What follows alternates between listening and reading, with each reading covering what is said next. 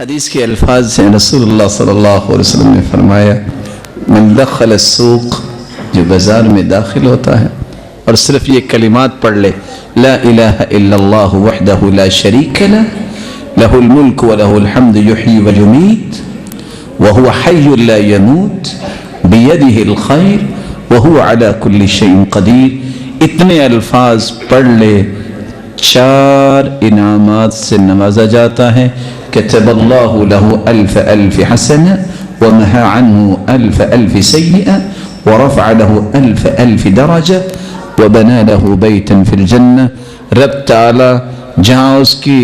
بہت ساری نیکیاں لکھتے ہیں لاکھوں کی تعداد میں، اتنے گناہ مٹا دیتے ہیں، اتنے درجے بلند کرتے ہیں اور جنت میں گھر عطا کر دیتے ہیں۔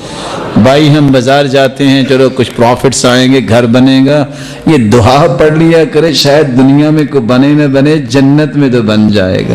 اور نوجوانوں سے میں یہ کہوں گا، اگر آپ کے پاس ڈیسک ٹاپ ہے، آپ لیپ ٹاپ استعمال کرتے ہیں، ٹیب استعمال کرتے ہیں اور اس ٹیب کو استعمال کرتے ہیں، آج کل گلیکسی اور آئی فون آ گیا ہے، آپ اس کے سامنے دعا لکھ لیں لا الہ الا اللہ وحدہ لا شریک لہ لہ الملک ولہ الحمد